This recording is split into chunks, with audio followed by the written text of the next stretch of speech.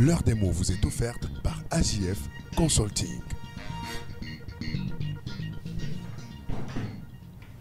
On va du côté de Yaoundé et Fifi à la rencontre d'Alain Patrick Fouda. Bonjour monsieur. Bonjour mon cher Didier, bonjour Fifi, mesdames et messieurs, bonjour. Pat. Ce matin, c'est un retour aux instructions que Patrick Fouda a reçues hier. C'est le mot haute instruction.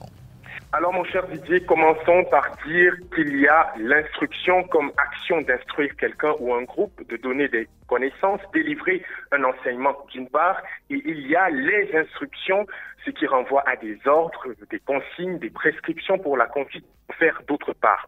Les hautes, voire les très hautes instructions, dans le jargon politico-administratif camerounais, ce sont des ordres communiqués par le président de la République au secrétaire général de la présidence de la République concernant une affaire spécifique. Le dernier exemple qui défraie la chronique, c'est la nomination du sélectionneur de l'équipe nationale de football, Marc Brice, sur haute instruction.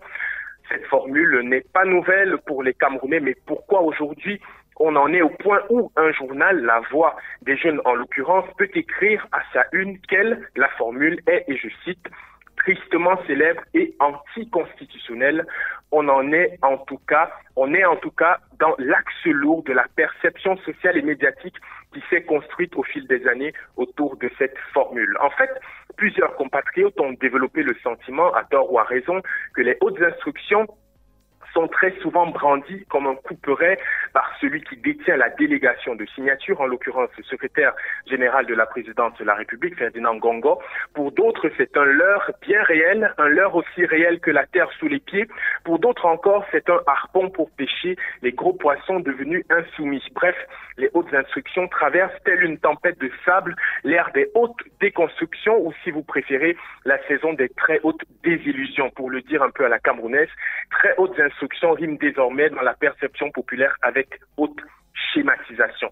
En lisant un article du professeur Viviane Biolay-Ondoa publié dans le journal Cameroun Tribune le 1er février 2019, il apparaît que la récurrence des hautes instructions commence autour de l'année 2018, année électorale et donc fortement politique, mais il apparaît également que cette formule serait à l'origine pour Viviane Biolay-Ondoa de ce qu'elle appelle la fébrilité de la solidarité gouvernementale ou ministérielle. Elle n'est pas la seule à le penser, à en croire une tribune publiée en janvier de cette année 2024 dans le magazine d'information générale du ministère de la Justice. Cette tribune est intitulée « De hautes instructions de vraies ». Le sous-entendu est clair, il y en a de fausses. L'auteur de cette tribune non signée, peut-être à attribuer à Laurent Esso, utilise le mot donneur d'ordre et il parle de donneurs d'ordre et leurs instructions, je cite.